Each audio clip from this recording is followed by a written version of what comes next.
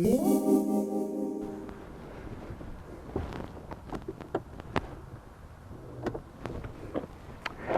everyone, welcome back to the channel, and today I'm going to tell you 5 things that I really like about the F90 M5, 5 things that I don't quite like about the M5, and my experience driving this car as a daily driver for the past 6 months. Well, to start with, 6 months ago this happened.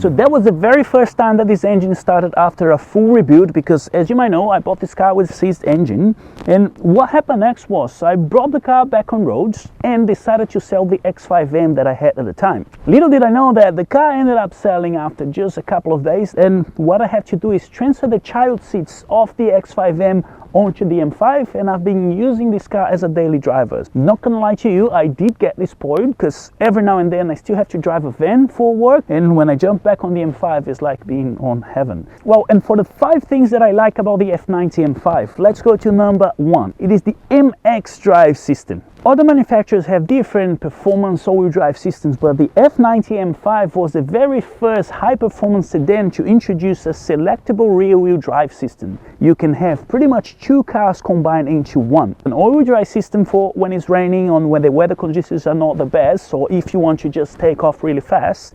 However, if you still want to have a little bit of fun and still have that rear end or rear bias traction car, you can simply select as a rear-wheel drive, and off you go to do drifts, downwards, or just to be at home if you wish. Not that I do that, but look, it's a really cool thing to have around.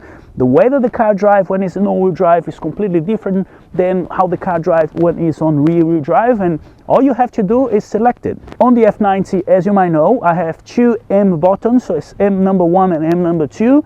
What I normally do, which is my preference setting, is I'm gonna set up the M1 on all-wheel drive. So say I'm going to the drag race, for example. The car might be in 4-wheel drive. As I roll in, we stop to do a quick burnout to warm up the tires. So I press the M2, the car is rear-wheel drive, go through the burnout. As soon as I line up, I press the M1, the car is back on all-wheel drive, and then we launch it. So yes, the MX drive is the feature that I like the most about this BMW F90 M5.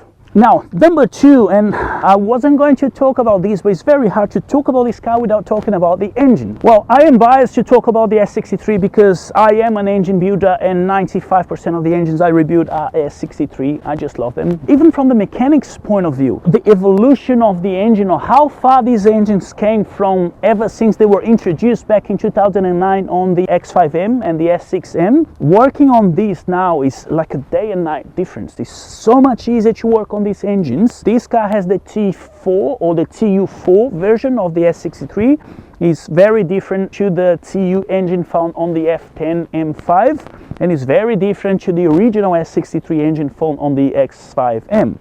Now, as much as they have evolved, there are still a few issues in there, mainly because of poor maintenance and driving habits. I can't stress enough on this channel, as you might know, we always talk about preventive maintenance and have your car service up to date. And well, even with that, these cars are still prone to spin bearings, bending rods, and especially if you start to push the power to limits where they shouldn't really be, I'll say it that way. But nevertheless, yes, the engine on this car is quite amazing. Now, to point number 3, what I like about the F90 M5, we cannot miss the transmission. And I'm not gonna lie to you, the first time that I drove this car, I was a bit skeptical, thinking the gearbox was not going to be as good as the previous version. As you might know, the F10 M5 had a DCT transmission. The shifts was very crisp and the gearbox was very responsible.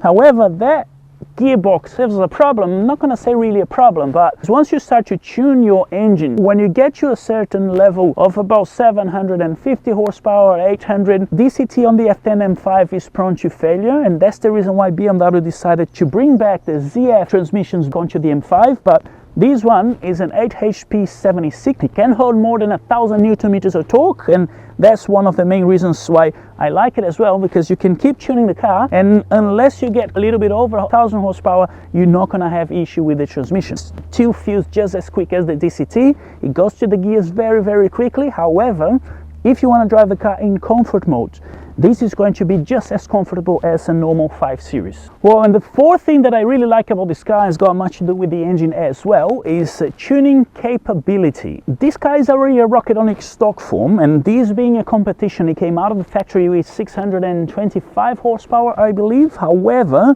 because it's already 5 years old, there are plenty, not plenty, but I'll say at least 3 softwares in the market that make very, very easy to tune the engine. The one that I happened to pick was Boot Mode 3. This video is not sponsored by anyone, but pretty much you had Boot Mode 3, MHD. There is a third one, I just forgot which one it is at the moment, but I bought the license, I download the software on my computer. You hook up the computer via Ethernet cable onto your car. It can be done on your mobile phone as well with an app and a wireless OBD. I'm not a big fan of doing that, so I rather just use a laptop and have a physical connection to the car. But basically, I bought the software, I activate the license, I download it onto the computer. I was able to then hack into the ECU and unlock the ECU of this car, because this M5 I believe was month 8 of 2019, so I still have the older ECU which can be unlocked via OBD port. For the newer ones and even the LCI M5s, you might have to remove both of the ECUs and send them out to Finland to get unlocked. Once the ECUs are unlocked, you pretty much just pick one of the maps that suits you most. In my case, I picked stage 1 because even though I am going stage 2 on this car, I just want to go progressively and be able to measure the difference. Within about 10 or 15 minutes, I was able to rewrite or reflash, reprogram both of the ECUs on this car to be running a stage 1 map. And what that did, oh my god, it was a massive difference time-wise. Is this car will do 0 to 100 on its stock form in about 3.5 seconds, okay? I was measuring up using Draghi, and the best time that I got 0 to 100 when the car was stock was 3.8 seconds. So it was good, it was fast, okay? In my books, anything under 5 seconds is a fast car, and it was doing 3.8 seconds, so it was good, it was great. Once I flashed it to stage 1, I went to measure again, and I was getting like, I remember doing the first run, it was like 0.9, and I thought, is it a 3.9? So did I get slow? The car feels much faster, and I actually got slower. I couldn't quite understand until I actually pulled over and I grabbed the reports, and it was a 2.9. And I thought, like, it's 2.9, it's not 3.9. I got almost 1 second faster by doing a simply software update on the car. This is the fourth thing that I like about these cars, is how capable they are to tunes and upgrades. Now to the fifth thing that I like about this car, and this could look like a bit of a gimmick, and when I first saw that I thought like, huh, how pathetic, that's just, you can just have an air freshener or something, but no. This car actually has what is called an ambient fragrance, which BMW is going to spray on the interior of the car automatically at the beginning of the journey, in the middle sometimes, or at the end of the journey, depending on how you select or what's the level of fragrance that you want.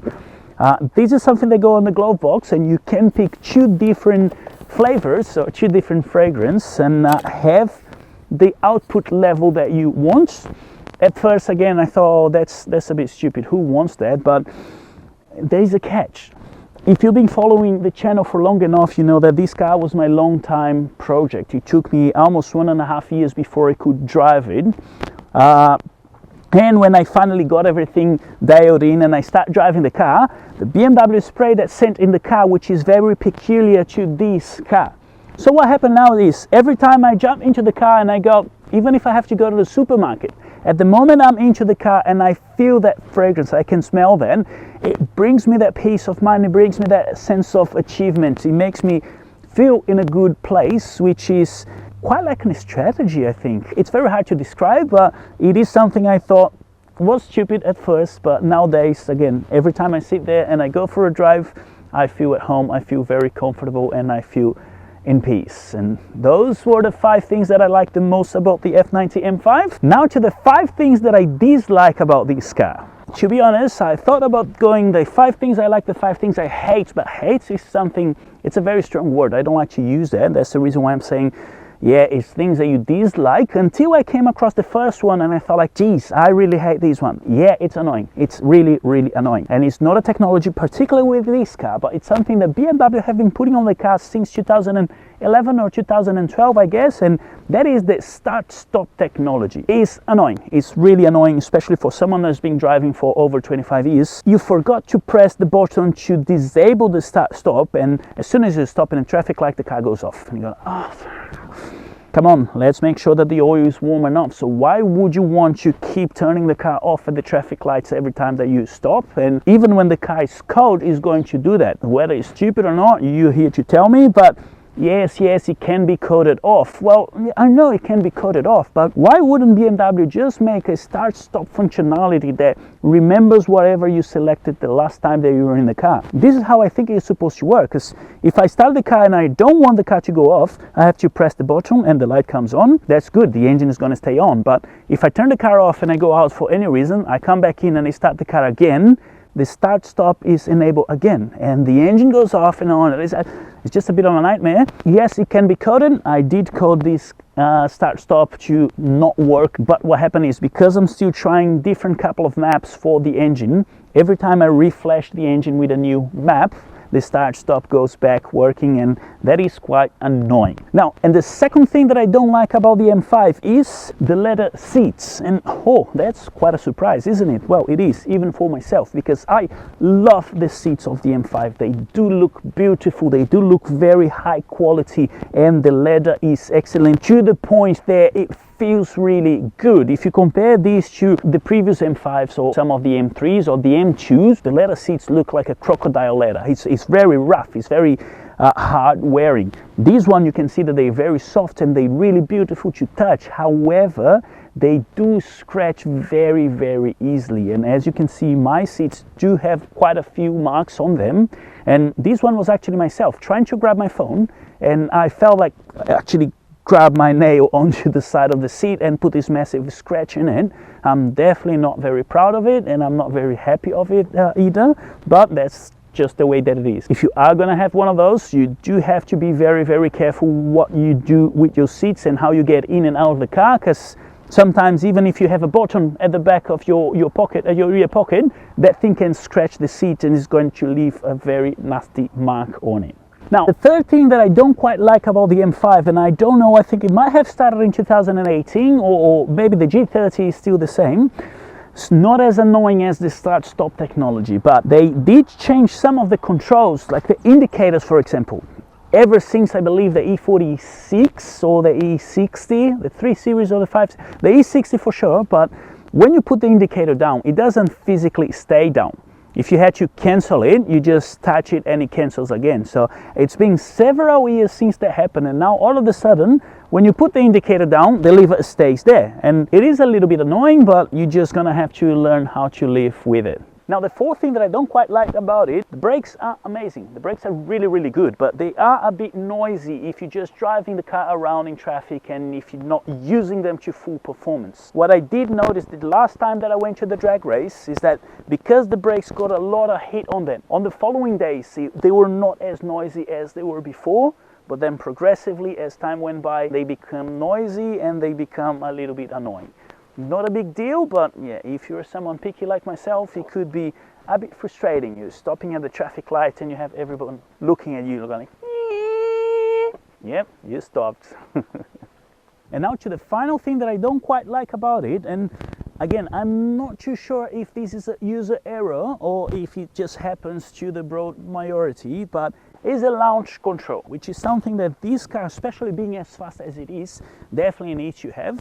Now, the launch control on this car, it's pretty straightforward how you should be using it, but for some reason it just doesn't quite work. Sometimes it arms and it works beautifully, sometimes it doesn't. So I've been to the drag race quite a few times. I had over 20 launches trying to use the launch control, and out of the 20, I probably succeed twice or 3 times, but I was not the only one of that. I did talk to some other owners which are having the same issue, and yeah, apparently it's not a user error as I thought it was going to be. It's something that you're gonna learn how to live with, and just as we were talking about the last thing, guess what? It's starting to rain, so let's pack everything up and leave. But if you like the video, if you like the F90 M5, there's actually a video that you might like as well if you're not part of the channel, because I don't know, for whatever reason, 90% of people watching these videos are not subscribing to the channel yet. If you don't know, I built this car from the scratch. I built this car from the bare shell out, and I'm going to be putting the link here, and it's going to be the video coming up next. So if you like it, give it a thumbs up, and don't forget to subscribe to the channel. It is a perfect timing. I'm going to grab the camera now and run. I'll see you guys next time.